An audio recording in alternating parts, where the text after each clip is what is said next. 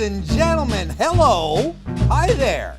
Welcome to another edition of the Mr. Warren Hayes Show. I am Mr. Warren Hayes, and specifically, you have crash landed into this brand new environment, which we call here at the Warren Hayes Show, we, all of us who work here, all of us, we call the SmackDown Live Recap Show. We are going to be talking about the September 18, 2018 edition of SmackDown Live, just 2 days removed from Hell in a Cell.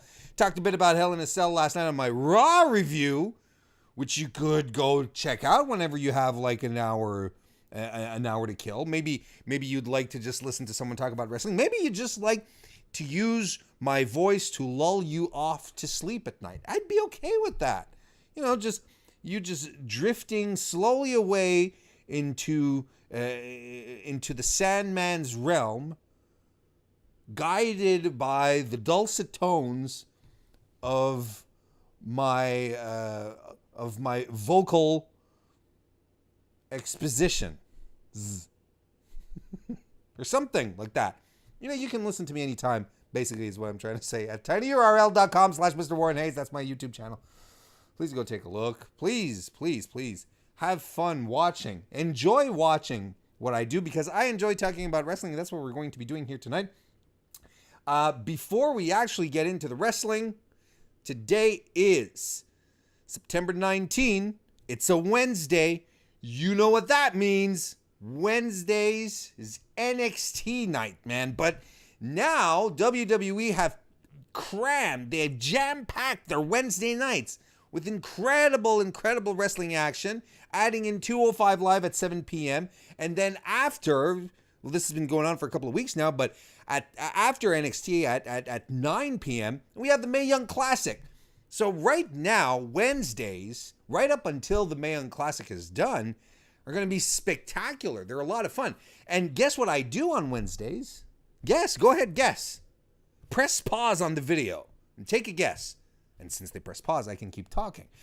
I do a 205 Live NXT Mae Young Classic recap show over on FightfulSelect.com. I've been doing this for quite a while now over at FightfulSelect.com.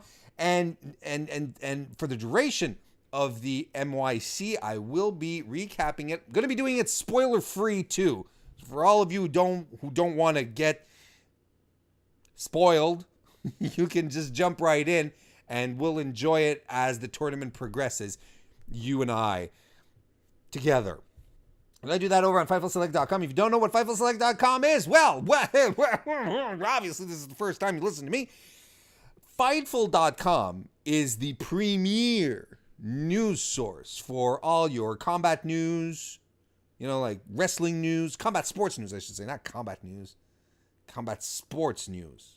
Wrestling, pro wrestling, MMA, boxing. You can find it all over there. Fightful Wrestling. That's .com. That's where you want to go if you want to just zoom in and be specific on wrestling. And then if you want more content, you don't have enough of all the great news and exclusives that Fightful.com brings you, well, then you can get a whole bunch of add-ons by subscribing to FightfulSelect.com. You get a whole bunch of members-only podcasts, including my NXT 205 Live NYC review. You get Sean Rousseff, managing editor, who does his very own Weekender podcast. He does it every week, recaps the non-WWE shows that happen during the week, Ring of Honor, Lucha Underground, Impact Wrestling, New Japan, Being the Elite, 12 Pounds of Gold. It all goes down there. He recaps news, talks about injury statuses for all sorts of wrestlers. That's a great podcast. We also do, he and I, and sometimes with a very special guest, sometimes we do, we do a monthly retro pay-per-view review. Recently did SummerSlam 1992, TNA Unbreakable. Recently we taped ECW One Night Stand 2006. That's going to be out in October. So you have all sorts of, you have the time. This is the perfect time to get to subscribe and get to know what's happening on the service. It's a great service. You're supporting Fightful, which is a great thing because it's still a fledgling site. I mean, 2 years, 3 years, 2.5 years in, It's still a very new site. So any way that you can support Sean's dedicated work and mine as well, do it. Go right ahead, subscribe. But the cool thing is this week is that my review that I do on FightfulSelect.com will be offered as a free preview for the service this week, so you won't have to pay this week. You'll actually get a glimpse as to what I'm talking about. You'll actually get to see moi do my show, and I do it live, by the way. I do it live for FightfulSelect.com members, so I'm going to be doing it live for everyone this Wednesday, right after, around 10 p.m. Eastern Time. Maybe not right after the Mae Young Classic, but around 10 p.m. Eastern Standard Time.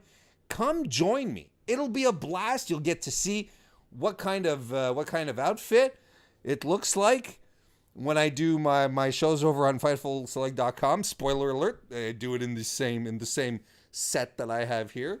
Yeah, but it's cool because I get to talk about I get to talk about the best hours of WWE programming in a week. So that's fantastic. I am so glad you guys are here. And we are going to start by... Oh, did he just pop open a can of something? Yes, he did, because he's a thirsty boy, but it's not beer. Well, it's root beer. I don't drink on my stream. And I talked about this a couple of weeks ago, and a few people traded opinions about this on the internet. I mentioned that I made a joke saying that I don't drink on stream. I don't get slosh. I understand. There's a lot of fellow podcasters out there, who like to crack open a beer. You have a glass of wine while they're doing their podcast. Sure, I can understand. Loosens you up, makes you comfortable. Maybe gives you that slight release of inhibitions. And I'm okay with that. What I'm not okay with is certain podcasts that actually go all out and they just drink. There's guys like, the Smart to Death guys, Smart Spot guys, who have excellent podcasts. They actually enjoy craft beer, which is something that I really do. Like I said, I don't drink when I do this, because I prefer to have a few of these, but I enjoy my local breweries a lot, so I can get behind that. And you can tell that these guys, they just they like to savor whatever they're drinking. It's not like a contest. They're not like at a kegger or something. Do people still have keggers? Are those still a thing? It's funny sometimes when I talk about keggers and like party rituals, I feel out of touch. I feel old. I'm like, wow, should I really be? Maybe I shouldn't be talking about, giving the impression that I know what I talk about. That I know what people do at parties these days, because I sure don't. Nice, creamy, and root beer. A&W, if you're watching, go right ahead. You can give me one of these. But yes, let's get into it. Let's do this. I've got the banter out of the way now. Let's do some bold tweets. I do this every show, and I forgot to do them last night at the Raw when I was at for my Raw review, and I felt terrible. I really, really did. I completely forgot to do the bold tweets. They were in my outline, and I don't know. I guess I was having maybe I had a mini stroke. You never know. Yeah, I went blind because I had a stroke. But I'm going to do the bold tweets every week for both Raw and SmackDown. I put out a tweet and I ask people to give their boldest predictions. Wild, crazy, out of control predictions for tonight's show. Get some great responses. I had some fantastic ones tonight. Had a whole bunch of really good ones, and I apologize if I don't put them all on, because I do want to talk about other stuff, but I picked out a few here that we're going to go through. Bruce Delancey, he says, yeah, let's kick this off here. He says, you want bold? Show starts, bell rings, match starts. That's bold! That's a bold statement right there. Yeah, it's kind of sad. But it's that it has to be, that we consider this to be bold, but it's still very bold. Good job on that, Bruce. Why is it not changing? Hang on a second here. We should be moving on to another tweet here in just a second. Wah! It was working during rehearsal, of course. Of course. This is always the way. You try to do something nice for people, and this is how they repay you, right? That's exactly how everyone repays you. You work hard, you make something fun for the kids, and then the kids come and they're like, this isn't good. I hate broccoli. I don't want to eat broccoli. I hate broccoli. You're like, you're gonna eat your broccoli, kid, and you're gonna like it. All right, let's see. Maybe this fixed it. Maybe if I do this like this. Give me a second here, folks. I appreciate your patience. I don't edit these. This is, it's kind of like a live stream. I just press record and let it go. Try and do this. Come back.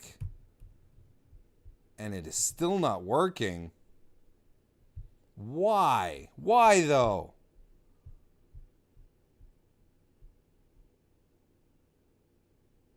And it should be absolutely fine. That's what I don't understand. And if we do this, ha ha! Got it to work. All right. Might as well take a moment here to ask you to subscribe to my channel so I can hire someone to take care of this crap so this never happens again. Subscribe en masse to my channel. Thumbs up. Share and like and subscribe. Hit the bell. Do it all. You have Lola Bradbury. Sup, Lola? Her bold tweet, her bold prediction was Carmella will pin R-Truth. That'd be quite a twist, because we all know R-Truth wants to pin Lola.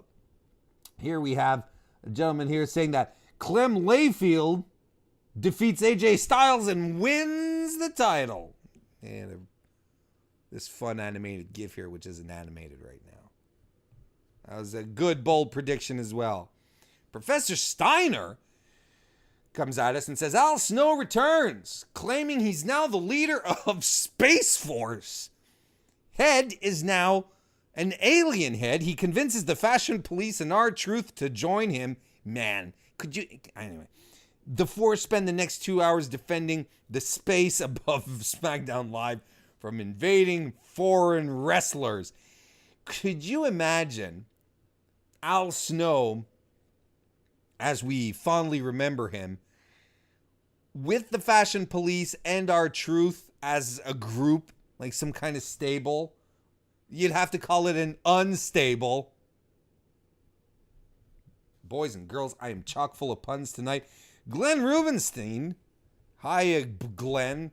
How you doing? Becky loses the title to Carmella, and Vince cackles so loud you can hear it on the arena mics. And you know what, Glenn? I kind of think I heard Vince cackle at Hell in a Cell when Brock came out. Pretty sure I heard that.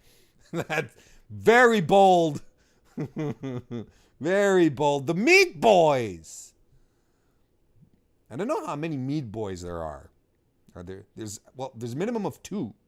But I mean, after that there could be a dozen. Could be a baker's dozen.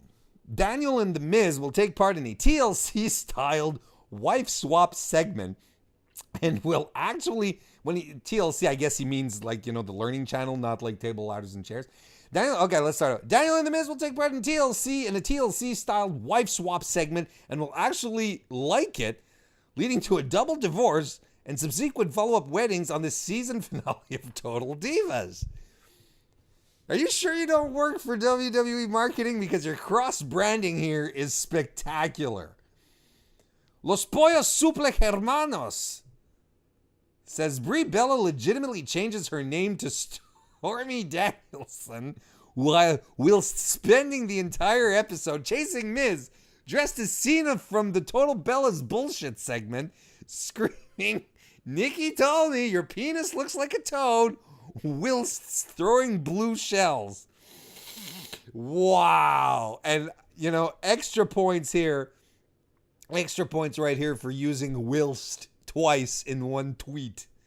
Twilst.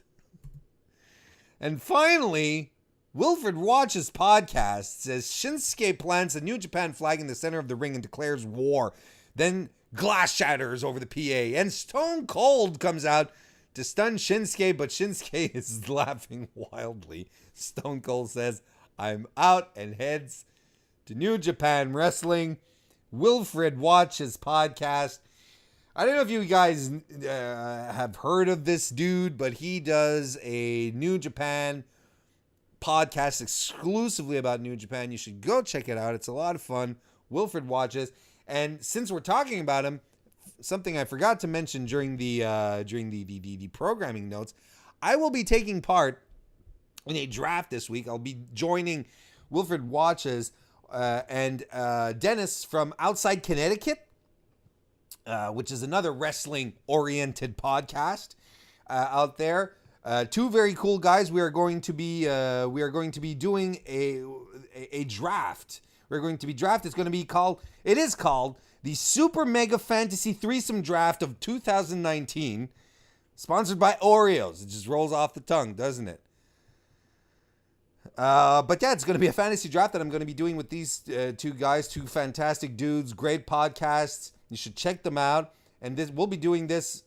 We'll be recording this sometime this week. I don't know exactly when this is going to come out. Yeah, I'm being dragged along. I'm here for the ride. I have no idea when this is going to pop out, but I'm super excited to take part of it with Wilfred Watches and Dennis from Outside Connecticut. We're going to be doing our draft. It's going to be a lot of fun. You should I'll keep an eye out on the old Twitter, right?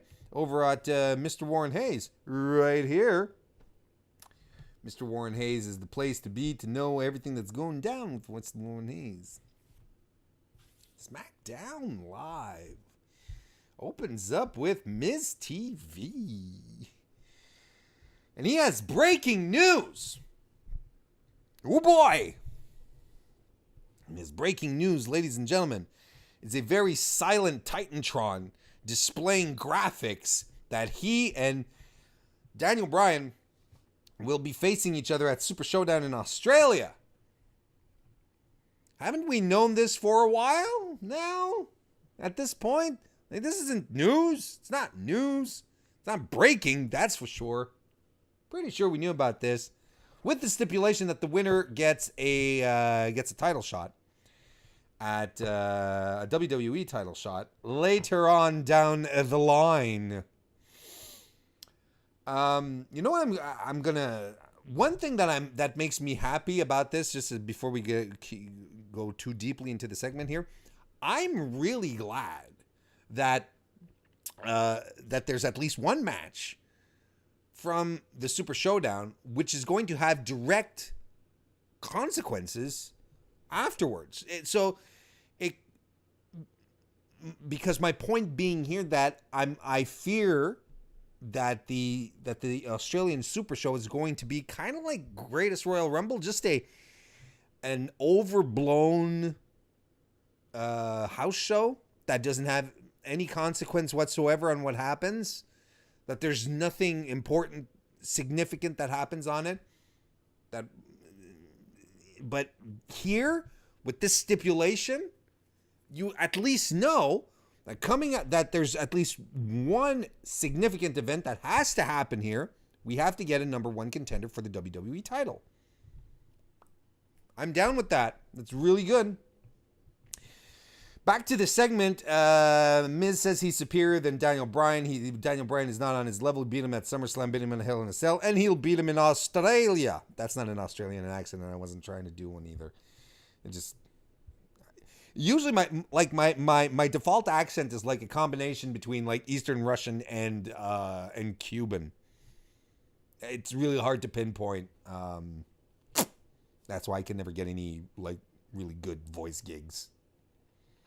Or any voice gigs. So he says, and this was hyped beforehand, the special guest, the very special guest to join Miz on Miz TV is none other than Maurice. Welcome to Swerve Down Live. So they start talking smack about Brie, Bella, not the cheese. Then Miz starts throwing shade, saying Brie got married to Daniel Bryan because she thought she was hitching herself to something big, and she uses Daniel to fight her own battles. And they were exposed. Essentially, they came up against a couple with real love and talent, being Miz and Maurice, of course. Maurice then says that she has an announcement. It's a breaking news again. This is her last night on SmackDown Live. For now. That's what she said. So it's not a retirement. But we won't be seeing her for a while, which I guess means she's not going to have a significant role on Evolution. Maybe. She might show up. Might be part of something, but I guess they're not giving her actually something to sink her teeth into. Miz gets there's something that I thought it was really funny. Like, he was really working the crowd to get some significant heat going, especially on Maurice, and everyone was booing. He was like, "Don't boo! You want to boo a mother?" He says that a couple of times, and I thought that was funny. That made me funny. Made me some good funny. And then somehow this booing thing segues into him challenging Daniel Bryan to come out. It was very, like, things were flowing, then all of a sudden, no! Just took a 90-degree turn. Then Daniel Bryan comes out, goes after him. Bryan drop kicks Miz, who bumps into Maurice. And everyone feels bad. Daniel Bryan feels bad. The referee feels bad, and he calls in for medical staff, and they come in with a stretcher and medical supplies, and no one does anything to help Maurice onto the stretcher because she's playing possum, and it was a trick because Miz tries to get the skull-crushing finale on Daniel Bryan, but he sneaks out of it. But then Miz legitimately bumps into Maurice, who tumbles off the apron. And that's your opening segment. So we're still going forward. Confirmed. Still going forward with this feud. And here, I was reading online, you want to bet that they're going to say that Maurice is pregnant, right? Thank God they didn't go that way. But for real. Like, we've had the miscarriage angles before in WWE, and they were embarrassingly bad back then, and would have been equally embarrassing to see it happen in 2018. But, should it have happened, Miz could have co-opted it, branded it, and called it a miscarriage. I told you I was chock full of puns tonight. The New Day are backstage. They have Explorers outfits on. We don't quite know why, but we're about to find out. But before we do, we get another quick interview with Daniel Bryan. It says that he's basically gonna beat Miz up at the Australian Super Showdown. He says, "I'm not just gonna punch his face. I'm gonna punch in an opportunity for the WWE title." Ooh, yeah. You know what I actually hope happens at this point? I hope one of my booking predictions, my long-standing booking predictions, comes true. I hope very sincerely that Samoa Joe defeats AJ Styles for the WWE title. And if you've been watching the show, you know that I've been saying for months now that Joe needs a big win. He's been needing a big win for months. He hasn't had a single big win since coming back from injury last year. So, you have him defeat AJ Styles, right? And then what do you get? You get Daniel Bryan to get his win over Daniel Bryan, over The Miz, because 50-50 booking, right? The mixed tag team match doesn't count. It doesn't count. Even if Miz and Maryse won, it's not a real win. The boys didn't get pinned. That it's not, well, it's canon, but it doesn't count. So Daniel Bryan is going to win in Australia. That's going to give the Australians something to cheer about. And then you get Samoa Joe versus Daniel Bryan. And by God, if I don't want to see that match, by God, that's going to be awesome. I think it's an unsung dream match, if you ask me. And then what do you do with AJ Styles? Glad you asked. You have him fight Randy Orton, and it would actually be the most logical. I'll talk about that in a second. I'm getting ahead of myself. Cesaro versus Kofi Kingston. The New Day come to the ring with their gear and pancakes. Their gear, I mean their Explorer gear. Corey Graves says we're being joined by Outback Jack and Kim Chi. Kingston says that they have the mics, right? Kingston says that they've proved that there's only room for one day on SmackDown Live, and that isn't Rusev Day. He doesn't know how real that is.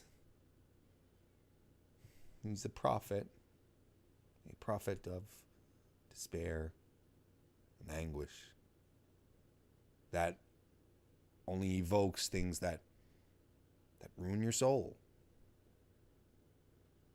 Make you stare into the dark abyss and realize that there truly is nothing to look forward to.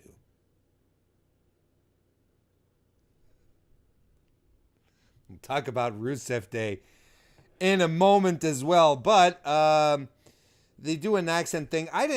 This was a bit of a miss, a rare miss on the New Day. It happens sometimes. I mean, you can't always be spinning gold. Even the best has a bad day.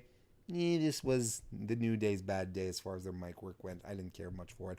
But this match was absolutely fine. When you think about it, Kofi Kingston versus Cesaro, who in their right mind doesn't want that? We have Cesaro, who's mostly in control. Who's in control of Kofi. Kofi reverses into a victory roll for 2. Kofi sold that European uppercut that Cesaro gave him like his neck got struck by a battle axe. That was crazy. Kofi does a slinging dive over the rope. The one where Xavier Woods, we got his audio saying, that was amazing. I have no idea what that was, and I myself am not quite sure what that was. That was cool. Nice little innovative move. He hits the SOS on Cesaro for 2. But Cesaro hits the neutralizer for the win. And I was really psyched here. And then I went on Twitter and I said, how long has it been since we've actually seen the neutralizer? And no one could really respond. And I was like, well, I think it's been a long while because I'm kind of psyched. I was like, woo! It made me happy. Cesaro was pushing on 40. That guy, man, that guy. He's amazing. And still hasn't been the recipient of a proper singles push in WWE. That's kind of a shame.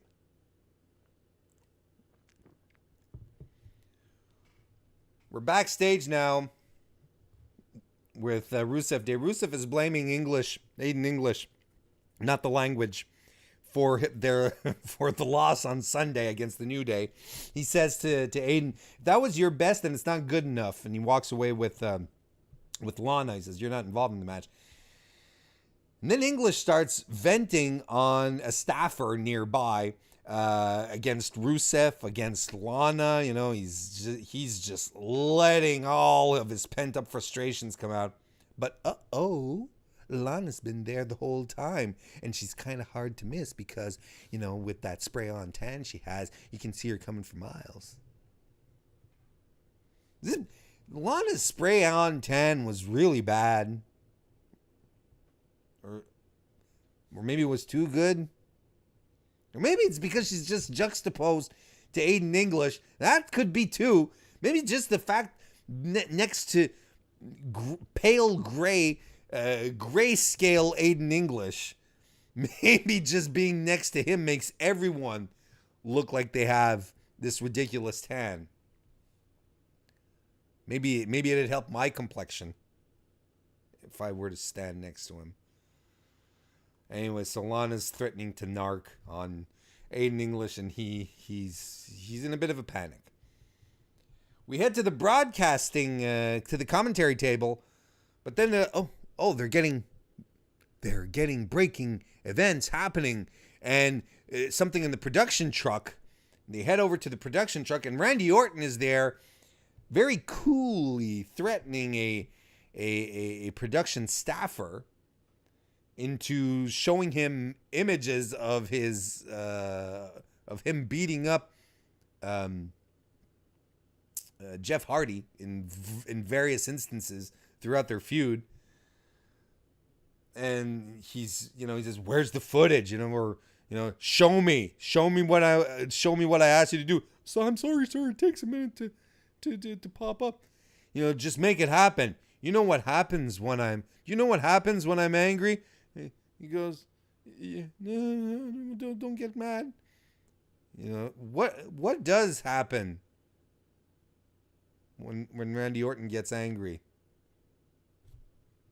Does he want to shake your hand?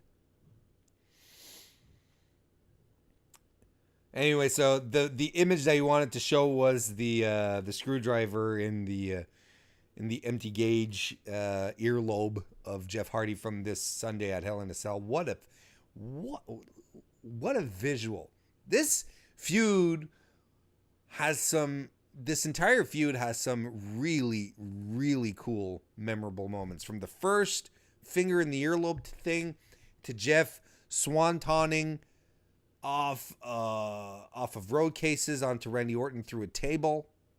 The thing with the screwdriver. Didn't care for that in a good way. Orton says that all that he's done to Jeff Hardy will pale in comparison to what he will do to his next victim. Ooh. So, who is the next victim? I touched on this a few moments ago. If AJ Styles were to lose the title to Samoa Joe, which I think should happen, I think this is where we're at.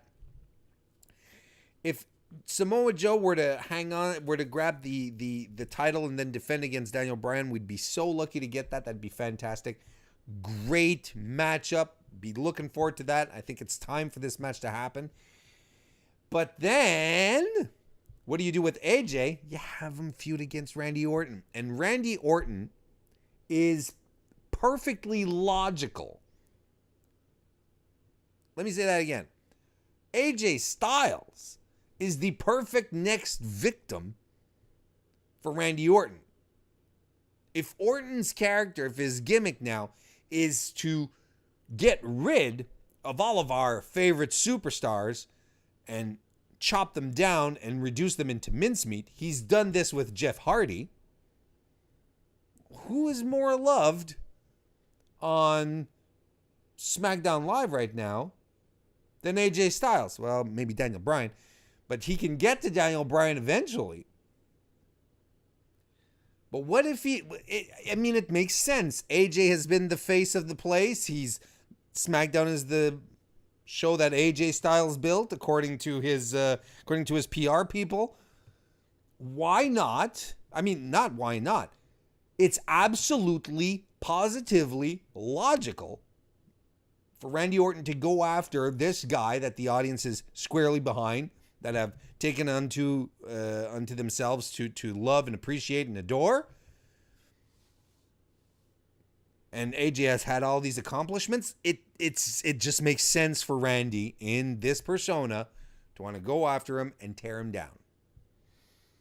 So, and you know what?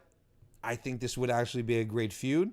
I even think it might even, I think that Randy Orton right now is motivated. I think it shows. He's having a good time. He's enjoying what he's doing. Put him in there with AJ Styles. Orton's no dummy. He would understand the nature of the matches, that the nature of this beast with Styles. Maybe it'll even motivate him to take it up, kick it up a notch. You never know. This is something that I'd really look forward to. And I look for as well. I look for it every day when I come home from work. And I can't find it. Instead, I find it under the porch, and it kind of makes me mad. Oh wait, I was talking about my newspaper.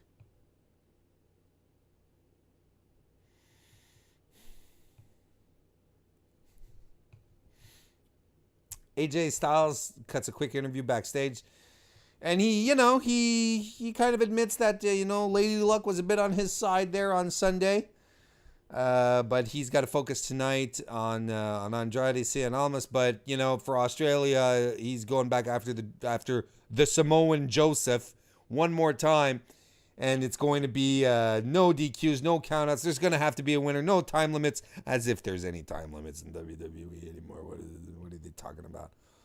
But now he needs to focus on Andrade Cien Almas, because last time he took him to his limit. We have backstage, we have Rousseff, who's focused, and he shoots down Lana, who wants to tell Rousseff what Aiden English just did, because she's in third grade. But Rousseff said, no, not now. I focused. U.S. title. Let's go, Aiden. Will you do the honors? And Aiden's like, yeah, sure. He's squirming out of this unfortunate situation. We got Schinsky Nakamura versus Rousseff. This was a fine match. I enjoyed it. I find that Schinsky has been putting on some of his best work recently. It's as if the guy's been off TV and off pay-per-views for a while, and he's kind of fed up about it, and he wants to as if he's sort of putting the little extra torque in what he's doing, a little extra bang for your buck. Rusev gets some big suplexes to start. English starts a Rusev Day chant over the microphone. He's trying to, sort of smooth things out with Lana, trying to get her over on his side again. So he's trying to be like extra cheerleady tonight. Rusev goes after Nakamura with kicks, rolling. He gets his patented rolling flying kick. Rusev ducks two of Nakamura's kicks, then hits one of his own, goes for a classic, goes for a cover, and it's a classic Nakamura close 3 count, like a 2.7. Oh, like only Nakamura can pull off. Nakamura hits a flying knee off the turnbuckle into Rusev. Was it a Kinshasa? Probably, because it really took its toll on poor old Rusev. Back in the ring, he actually sets Rusev up for the Kinshasa, but he actually runs into a Majka kick. But Rusev is spent, probably because the flying knee he took was indeed a Kinshasa off the apron. So, that'll take down, a buffalo. Yeah, I haven't seen it before. I was about to tell you I've seen it before, but that would be a bald-faced lie, folks. So instead of lying to you, I'm just going to tell you I've never seen it before. But I'm convinced. Shinsuke Nakamura versus a buffalo. My money's on Nakamura. What are we talking about? Oh yeah. So Rousseff is he's spent. He can't do the cover. He hit the Majka kick. Can't do the cover. English gets back on the apron, and he has a microphone in his hand, and Rousseff starts slowly climbing back up to his feet, and Aiden has a microphone, and he goes, Rousseff, crush, kind of what Lana used to do. And Rousseff is like, he turns around and looks at him, and he's like, what are you doing? And that distracts him long enough for Schinsky Nakamura to roll him up and get the pinfall. Rousseff, you're off your game. You are not U.S. You've proven it tonight. You are not U.S. title material, buddy. Look at all these title opportunities that Rousseff has had since July. He's had a WWE title opportunity. He's had a tag team title opportunity and a U.S. title opportunity tonight. He squandered them all. You can't blame them all on Aiden, buddy.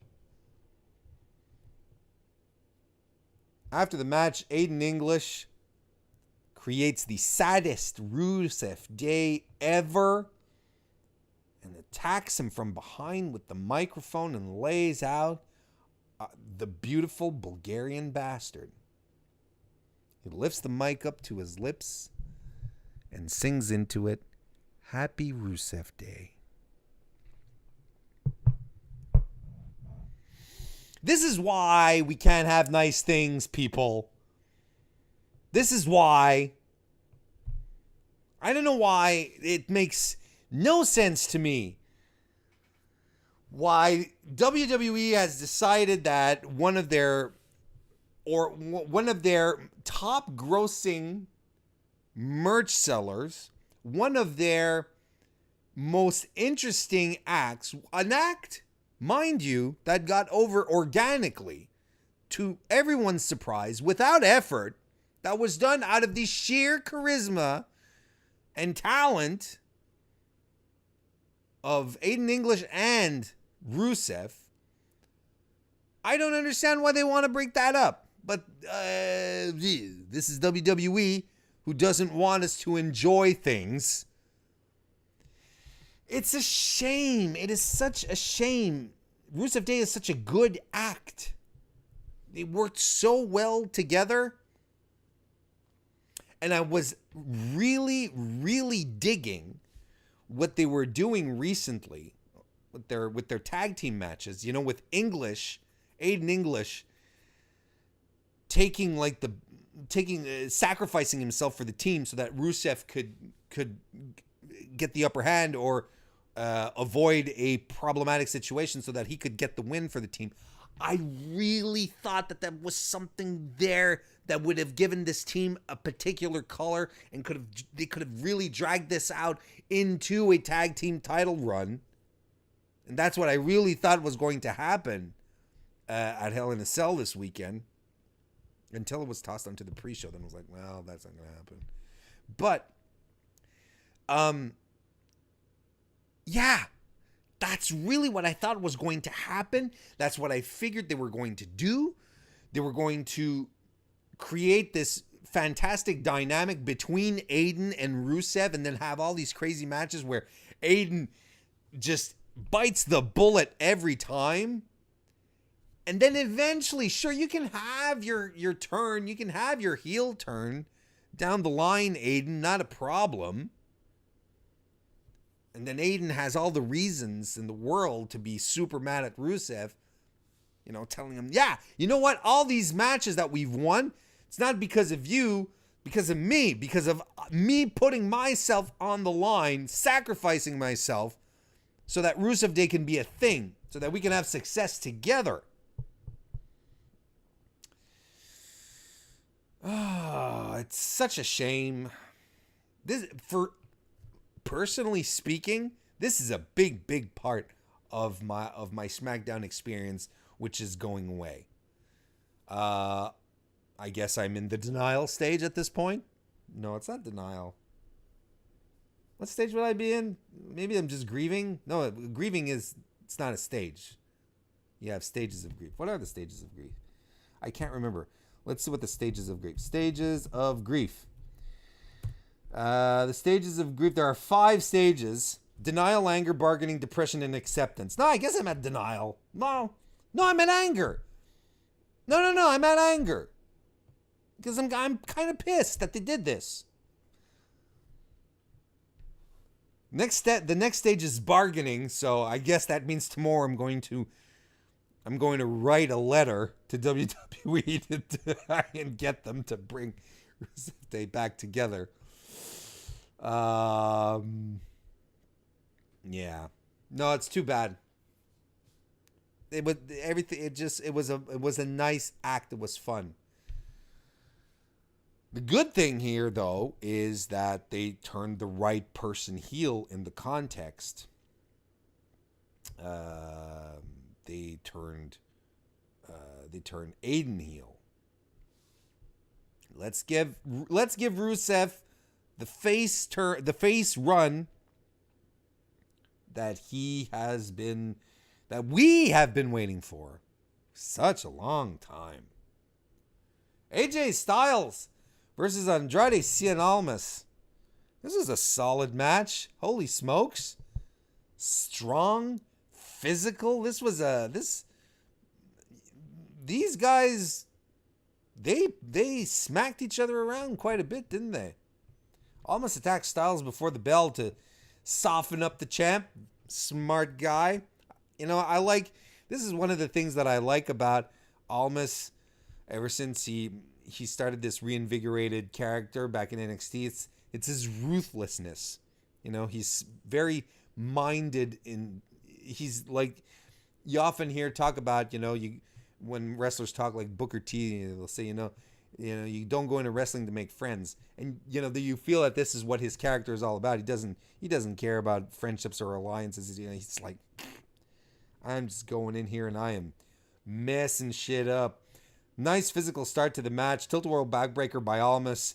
Style reverses another attempt at maybe something that looked like a tilt-a-whirl backbreaker, but probably not. But it was reversed by Styles into a tornado DDT. Almas dodges Styles' signature strike combo with a huge spinning back elbow. That was really good. Styles gives us a new Shigeroshi. Almas does the moonsault into a standing moonsault move. I've started counting these a couple of weeks ago because I said on my show I will never get tired of seeing the moonsault into a standing moonsault. And then I corrected myself and I said, well, maybe I will get tired, but it's going to take a lot. And I have decided that from that point on, I am going to start counting the number of times that I see Andrade Cien Almas doing the standing moonsault into a moonsault. And we'll see just how long it takes before I get tired of seeing it. So right now, the count is at 2. 2.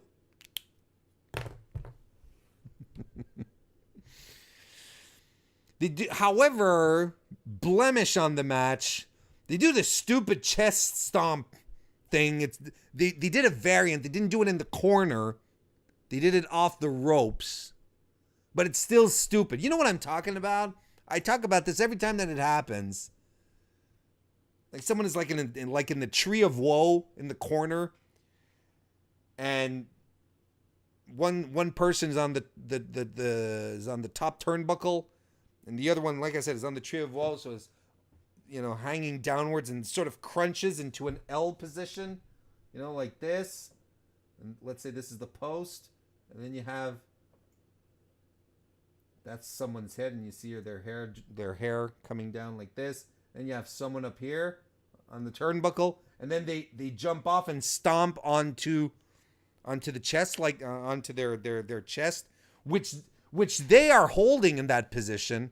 It's a dumb move, and it always takes a super long time to set up. It's dumb. I hate it. I hate it more than bear hugs. That's how much I hate it. Big sliding knee on the apron by Styles. Andrade uses the ropes to get himself out of the Styles clash as well. Missile dropkick on Styles. Almas hits the double knees, gets a cover for 2. Styles gets Almas into a cradle, but reverses himself out of his own cradle and into the Styles clash. Just to show us that, just to show us, right? To remind us, AJ still has it. Hits the Styles clash for the win. Samoan Joseph comes out of nowhere and starts attacking the champ, repeatedly saying, "You know the truth, you will never be safe." What I'm hoping at this point on with this feud here is that it escalates. I want it to escalate. I want it to go. We did the family thing with Wendy and everything like that. We can keep at it, but I would really like Samoa Joe to be pissed off, mad as hell, and doesn't want to play mind games. He just wants to fuck AJ Styles up. We need the blood, not literally, but we need the blood in this blood feud now, but not literally. Or, I mean, if it happens, it happens. But holy smokes, I'm looking forward for this next leg of the feud, which will lead us into the Australia show. And fingers crossed, Samoa Joe wins. Man. The Iconics are in the ring, and they put down Tulsa and the Naomi Asuka coupling, calling them an odd couple. And then the commentary team puts them over as an odd couple. And if you remember that, a horrible segment that they had backstage last week, we got it. They're an odd couple because Naomi doesn't understand what Asuka's saying, and Asuka doesn't understand what Naomi's saying, so they get all confused. Asuka talks Japanese, and Naomi says, "Oh, teriyaki?" Oh yeah, that's a wacky odd couple. Wow, what a nutty nut bar pairing these two are. That was just so on the nose. It was like, they're an odd couple. Wink, wink, nudge, nudge. Holy crap. That went a little too far. Anyway, so Asuka goes after Billie Kay. Billie Kay is in control for most of the match. For what the match was worth, it was very, very short. You know, there was a lot of screaming by the ladies tonight. There was Lana's banshee wail as she was trying to get Aiden English to leave the ring after beating up on Rousseff. Zelina Vega was particularly loud tonight, and Billie Kay at some point, well, I mean, when she tried a pinning combination, it was very obnoxious, I found tonight. There was too much screaming. The producers need to talk to each other, you know, amongst themselves. Like, I don't mind it when the ladies do that, but when there was a lot in a lot of matches, so it got a little heavy-handed. Asuka reverses what looked like was going to be a fisherman suplex into the Asuka lock for the win, and that's that for what it was worth. It was just there, very quickly done. Then we get our main event segment. Main event segments are back, ladies and gentlemen. For those of you who are pining for the return of the Attitude Era, there you go. Main event is a segment. It's a talky talk. But at least we get a talking segment with Becky and Charlotte. This was fire from both of them. It was really, really good. Paige is in the ring, hands the title over to Becky. Becky's like, Hey, you went all out, Paige. Look at that. The blue carpeting, and wow. This was 2 years in the making, and this is what you pulled out for me. You don't have the roster, the ladies of the roster that I built. They're not here, but that's okay because there's only one person that I'm interested in seeing here, and that's Charlotte Flair. And Charlotte comes out.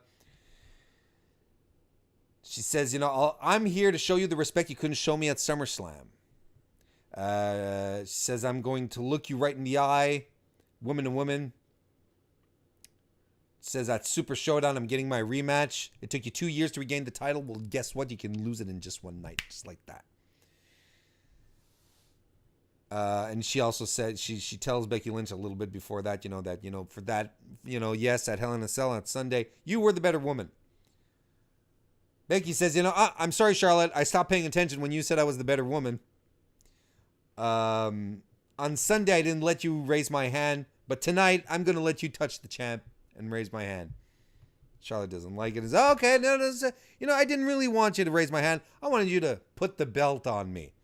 Charlotte doesn't like that. It's like, look, I'm out here looking for whatever was for a little bit of what's left of my best friend, And I said, oh, you know what? I didn't want you to raise my hand and put the title on me. I wanted you to call me queen. Bitch. And they go at it. They go at it, and Becky ends up back in the ring, has the disarmer on Charlotte. Look, the audience, from the moment that Becky hit the ring and when Paige revealed the belt, the audience is like, you deserve it. Everyone is behind Becky. No matter, everything she did was cheers. She's the anti-hero. I think that more and more, honestly, at this point, I really, really sincerely believe that they are going for, I think they really are going for the Steve Austin thing. Because she stopped putting down the crowd. She, at some point, you could tell she sort of turned, early on when she had the belt, and when people were cheering, she sort of looked around, and after saying a line, and she was like, no, I can't look at the audience, but you could tell that she wanted to connect, that she wanted to nourish what was happening, that the audience was was super behind her. But I really, really think that this is what they're going for. And they have to stop. I really believe WWE at some point has to just abandon trying to have us cheer for Charlotte more than Becky. It's just not going to happen because Becky is an organic babyface. You're trying to push her down our throats as a heel, and we are refusing because we don't believe in what you're trying to do. We believe in what Becky's trying to do. There's something very relatable in the whole Charlotte and Becky storyline at this point that makes it so easy to support Becky in what she's doing. So I really think that they're just going to make her smarmy and just out for her own thing. Maybe she won't come in slapping hands anymore and giving kids her steampunk goggles anymore. That's fine. But